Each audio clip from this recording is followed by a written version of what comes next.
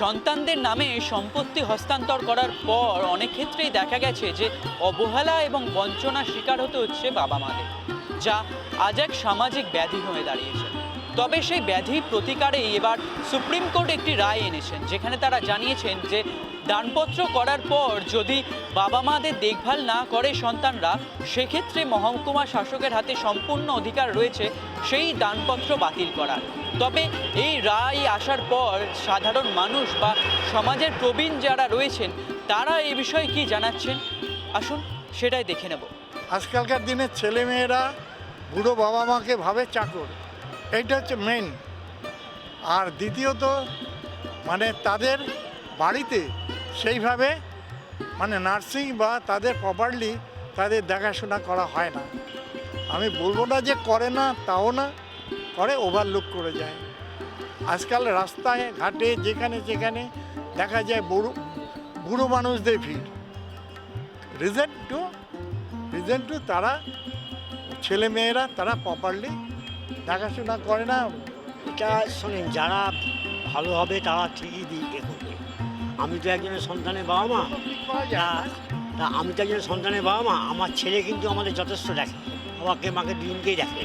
কিন্তু আমার যে সম্পত্তি আমি জানি নিশ্চয়ই ছেলে ভবিষ্যতে পাবে, কিন্তু কারা কী করছে জানি না। আমার ছেলে কিন্তু কোনোদিন অবহেলা করছে না।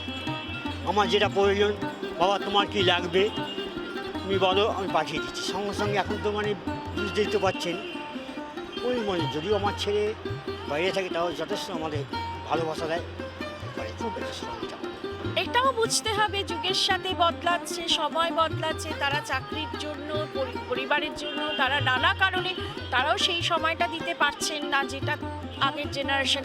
হয়তো তিনি ভাবছেন তিনি যে স্যাক্রিফাইস করে সন্তানকে মানুষ করেছেন, যত ও কেন আমার জন্য অতটা ত্যাগ করছে না, যা করছে সেটা যথেষ্ট নয়। সেটা হতে পারে বাবা মার সেখানে একটা ডিসস্যাটিসফ্যাকশন তৈরি হচ্ছে এবং সেটা গিয়ে ছেলে মেয়েকে ফ্রাস্ট্রেটেড করছে।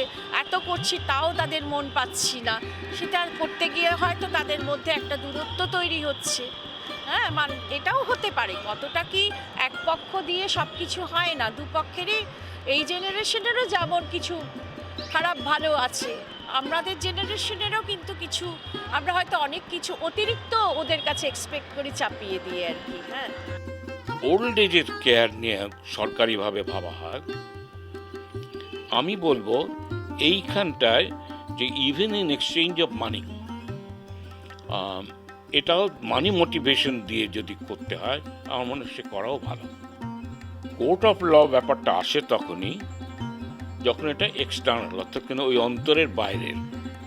সেইটা যখন ঘটছে বা আনতে হচ্ছে, এই যে কোর্ট এই ধরনের নিয়ম তৈরি করছে, সেটা হচ্ছে জলজান্ত প্রমাণ হয়ে দাঁড়াচ্ছে কিসের, যে একটা আন্তরিক ভালোবাসা অভাব।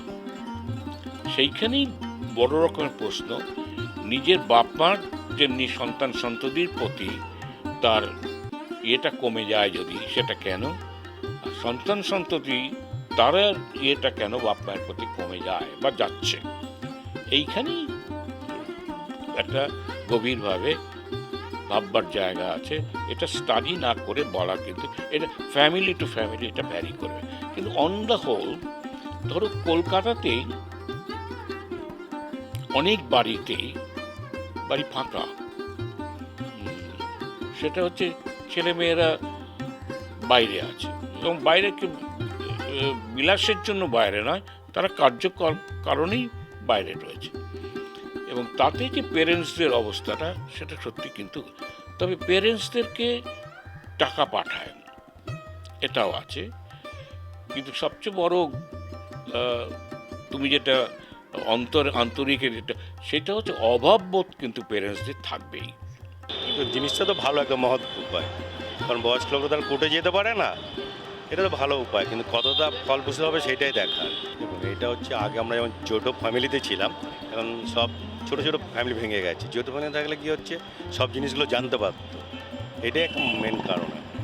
এটা হলে তো খুব ভালোই হয়, খুব ভালোই হয় যদি সম্পত্তি বাবা মাকে ফিরিয়ে দেয় এবং সেখানে যদি সন্তানাদিরা ঠিক মতনভাবে বাবা মাকে লালন পালন করে, তাহলে কোনো আপত্তি। যদি তারা বাবা মাকে নেগলেক্ট করে আবার অত্যাচার করে, তাহলে সেটা ঠিক হবে না। ভাবধারা বর্তমান জেনারেশন হচ্ছে এআই জেনারেশন, এবং এর পিছনে শুধুমাত্র যে বাচ্চাদের ভূমিকা তা না, যে পরিবারে এগুলো হচ্ছে সেই পরিবারের একটা বিশেষ ভূমিকা আছে। সেই পরিবার থেকে আমরা তো কিছু দেখেছি কি, আমরা যেরকম দেখছি ঠিক সেভাবেই তার প্রতিফলনটা বর্তমান দিনে দেখা যাচ্ছে। আপনি যদি আগের দিনে দেখেন, লোকে কিন্তু খুব একটা এরকম ছিল না, হয়তো রেয়ার ব্যতিক্রম থাকে, কিন্তু বর্তমান কিন্তু এটা ম্যাক্সিমাম ঘরে দেখা যাচ্ছে এটা। কারণ এর বিষয়টা হচ্ছে আমার পরিবার থেকেই আমি এটা সৃষ্টি করছি।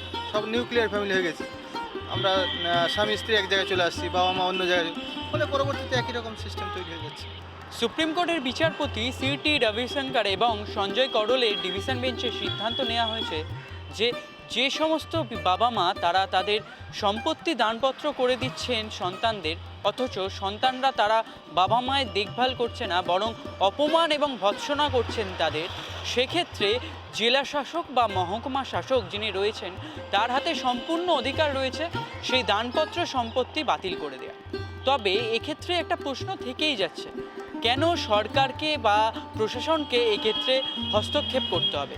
কেন বা আন্তরিক যে ভালোবাসা তার দিক থেকে সন্তানরা তাদের বাবা মায়ের দেখভাল করছেন না?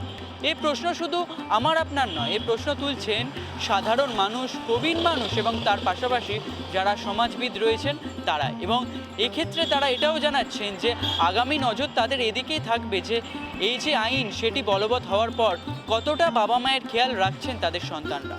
ক্যামেরায় স্নেহাঙ্কুরের সাথে অর্ঘ্যজিতের রিপোর্ট, এস নিউজ।